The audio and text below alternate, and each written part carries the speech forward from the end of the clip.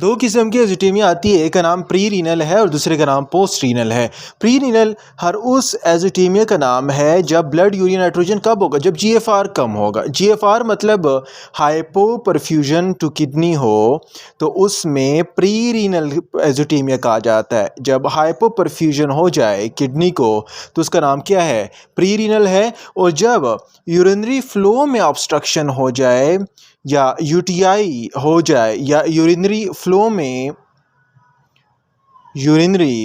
Flow में क्या हो, ऑब्स्ट्रक्शन हो जाए, तो उस कंडीशन का नाम पोस्ट रीनल एजिटेमिया है। तो दो किस्म की, एक का नाम प्री रीनल एजिटेमिया, दूसरे का नाम पोस्ट रीनल एजिटेमिया है। जब यही एजिटेमिया ब्लड यूरिन नाइट्रोजन इतना हो जाए, क्रिएटिनिन इतना ज़्यादा हो जाए कि इससे क्लिनिकल मैनिफेस्टेशन आए, इससे बायोकेमिकल एबनॉर्मेलिटी आए, क्लिनिकल मैनिफेस्टेशन हो या कोई बायोकेमिकल एबनॉर्मेलिटी हो, तो उसका नाम यूरेमिया है। बायोकेमिकल एबनॉर्मेलिटी अपीयर्स हो जाए तो उसका नाम क्या है, उसका नाम यूरेमिया है। तो हमारे पास किडनी में डिफरेंट सिंड्रोम आते हैं जो किडनी को इफ़ेक्ट करते हैं। एक का नाम है नेफ्रोटिक सिंड्रोम, दूसरे का नाम है नेफ्राइटिक सिंड्रोम और तीसरे का नाम है नेफ्रोटिक सिंड्रोम। नेफ्रोटिक सिंड्रोम किसे कहते हैं? नेफ्रोटिक सिंड्रोम एक एक के बारे में पढ़ते हैं। नेफ्रोटिक सिंड्रोम हर उस सिंड्रोम का नाम है जिसमें क्या हो, प्रोटीन्यूरिया हो, प्रोटीन लॉस हो। कहाँ पे? प्रोटीन्यूरिया, जो प्रोटीन लॉस हो रहा है दैट इज़ 3.5 ग्राम या 3.5 ग्राम से ज़्यादा हो तो उसका नाम नेफ्रोटिक सिंड्रोम। नंबर 2, जब प्रोटीन ज़्यादा लॉस हो रहा है तो प्रोटीन के ज़्यादा लॉस होने की वजह से हमारे पास हमारी बॉडी में क्या होगा, एल्ब्यूमिन के लेवल क्या हो जाएगा, एल्ब्यूमिन का जो लेवल है वो कम हो जाएगा, इट विल डिक्रीजेस। तो उसका नाम क्या है, उसका नाम है हाइपो एल्ब्यूमिनेमिया। हाइपोएल्ब्यूमिनेमिया किसे कहते हैं? उस कंडीशन का नाम है जिसमें एल्ब्यूमिन लेवल क्या हो जाएगा, कम हो जाएगा। किससे? 3 ग्राम पर डीएल से जब एल्ब्यूमिन कम हो जाएगा तो वो ड्रॉप ऑफ एल्ब्यूमिन लेवल, तो उसका नाम हाइपोएल्ब्यूमिनेमिया है। जब एल्ब्यूमिन लेवल ही कम हुआ, एल्ब्यूमिन लेवल कम हुआ तो it will leads to drop in, क्या कम होगा, drop in plasma colloid osmotic pressure. Plasma का जो कोलाइड ऑस्मोटिक प्रेशर है वो क्या हो जाएगा, दैट प्रेशर विल डिक्रीज, वो कम हो जाएगा। जब प्लाज्मा कोलाइड ऑस्मोटिक प्रेशर कम हुआ है तो जो फ्लूइड है प्लाज्मा में से इट विल लीक आउट, ये फ्लूइड क्या हो जाएगा, that fluid will leak out into leaking of fluid हो जाएगा टू कहाँ पर, एक्स्ट्रा वेस्कुलर स्पेसेस में। एक्स्ट्रा वेस्कुलर स्पेसेस में ये फ्लूइड क्या हो जाएगा, लीक आउट हो जाएगा और वहाँ पर it will leads to oedema. क्या लेके आएगा, एडीमा लेके आएगा, and that oedema will be generalised edema.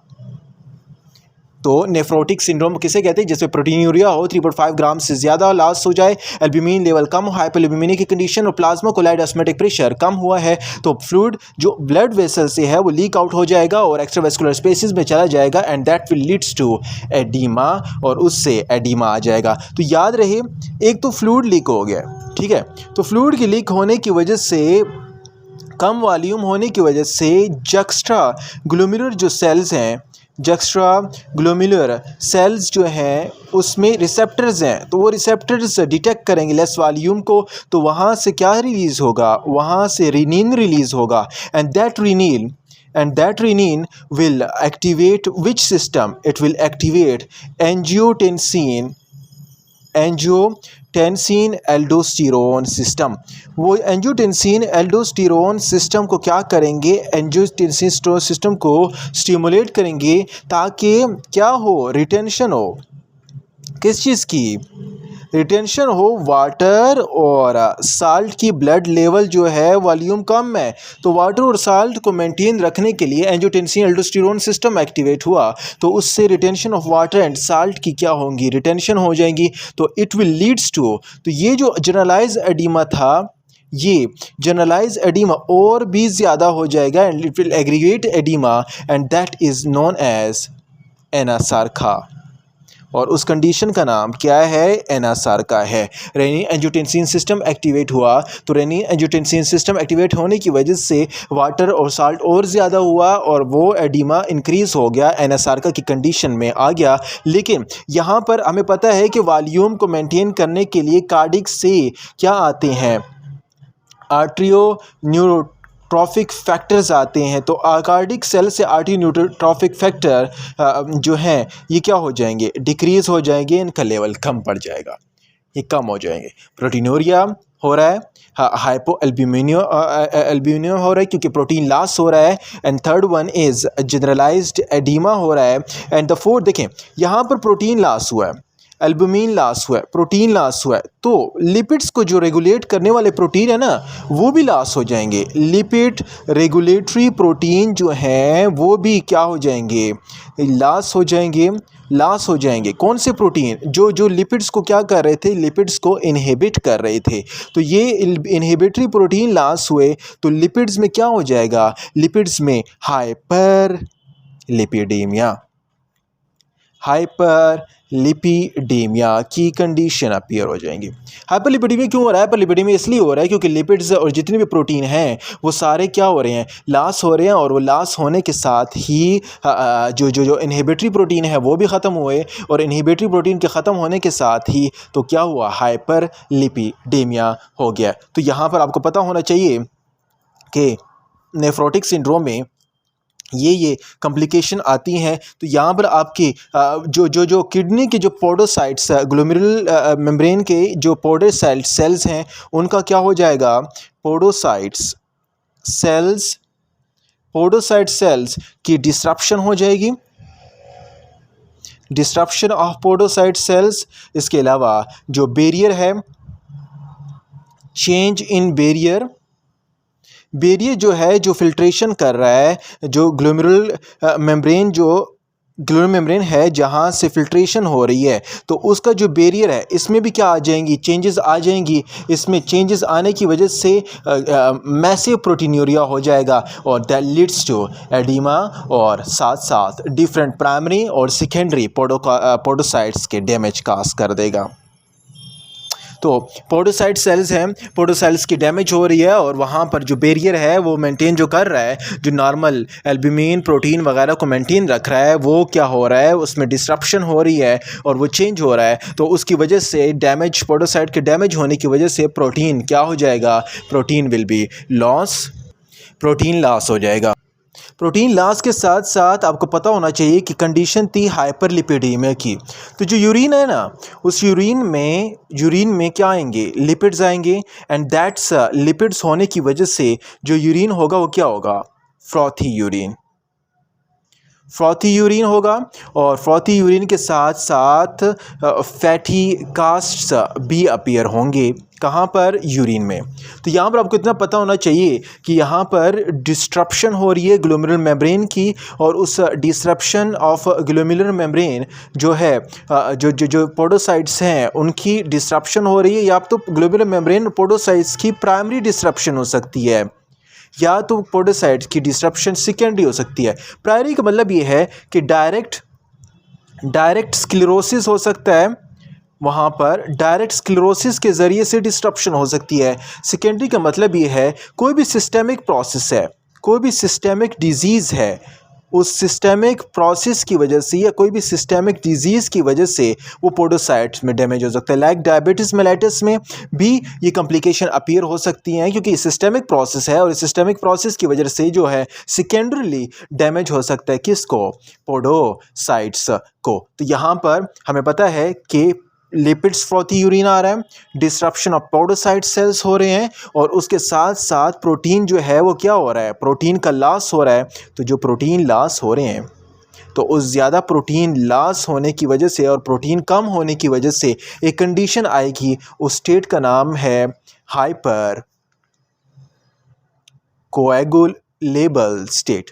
Hyper coagulable state का मतलब क्या है? हाइपर कोएगुलेबल स्टेट का मतलब ये है कि जो कोगुलेशन है वो ज़्यादा हो जाएगी। क्योंकि ज़्यादा क्यों हो रही है? ज़्यादा क्यों हो रही है? एंटी कोगुलेंट जो है, एंटी थ्रोम्बिन जो है, एंटी थ्रोम्बिन 3, ये क्या हो रहा है? लॉस हो रहा है। एंटी थ्रोम्बिन 3 जो है ये लॉस हो रहा है। जब ये एंटी थ्रोम्बिन 3 यूरिन में लॉस हो रहा है तो हाइपर कोएगुलेबल स्टेट आ रही है, और हाइपर कोएगुलेबल स्टेट के साथ साथ रिस्क ऑफ इन्फेक्शन भी क्या हो जाएंगे? रिस्क ऑफ इन्फेक्शन भी ज़्यादा हो जाएंगे। तो ज़्यादा प्रोटीन लॉस होने की वजह से एंटी थ्रोम्बिन 3 जो लॉस प्रोटीन है इसकी भी लॉस हो रही है, और इसके ज़्यादा लॉस होने की वजह से क्या हो रहा है?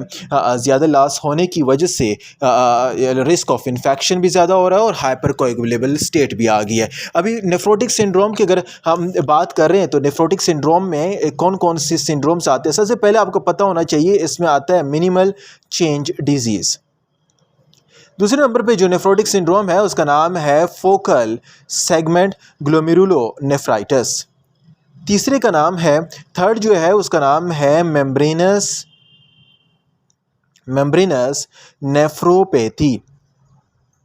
Membranous nephropathy. चौथे की अगर बात की जाए तो उसका नाम है amyloidosis. And the last one, but not the least one, is called the diabetic glomerulonephropathy. तो ये सारे कौन से सिंड्रोम हैं? ये सारे minimal change disease, focal segment glomerulonephritis, membranous nephropathy, amyloidosis और साथ साथ डायबिटिक ग्लोमेरुलोनेफ्रोपैथी। ये कौन से हैं? ये फोकल नेफ्रोटिक सिंड्रोम है। मिनिमल चेन डिजीज़ की अगर बात करें तो मिनिमल चेन डिजीज़ आपको पता होना चाहिए कि this is mostly common in the children में ज़्यादा होता है, और ज़्यादा चिल्ड्रन में ज़्यादा होता है between the age of 1 to 7 year of age के।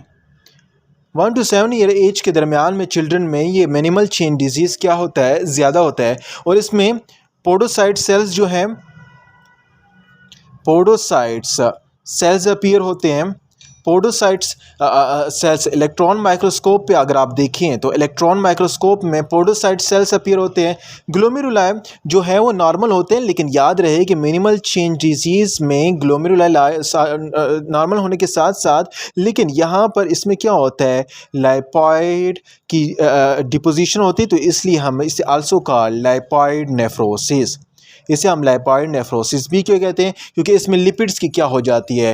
एक्युमुलेशन हो जाती है। जब हम लाइट माइक्रोस्कोप से देखते हैं तो लाइट माइक्रोस्कोप से देखने के बाद लिपिड की क्या हो जाती है? वहाँ पर एक्युमुलेट होते हैं और नज़र आते हैं। तो ये प्राइमरी डैमेज भी हो सकता है पोडोसाइट्स का, और सेकेंडरी डैमेज भी हो सकता है। कोई रेसेंट इन्फेक्शन की वजह से भी हो सकता है, कोई लेक ऑफ इम्यूनिटी की वजह से हो सकता है। तो this is also because of this condition, in condition की वजह से, या कोई इसके अलावा साइटोकाइन अपने ही साइटोकाइन मेडिएटेड डैमेज जो है वो भी काज कर सकते हैं। किसको? पोडोसाइट्स को डैमेज काज कर सकते हैं। साइटोकाइन्स मेडिएटेड डैमेज हो सकता है। तो ये सारे इलेक्ट्रॉन माइक्रोस्कोप में पोडोसाइट्स नजर आएंगे। लाइट माइक्रोस्कोप में अगर देखें तो लिपिड या लिपॉइड नेफ्रोसिस या लिपिड्स नजर आएंगे। यहाँ पर याद रहे कि 90% जो चिल्ड्रन हैं, 90% जो चिल्ड्रन है मिनिमल चेन डिजीज़ के, they show good response to corticosteroid.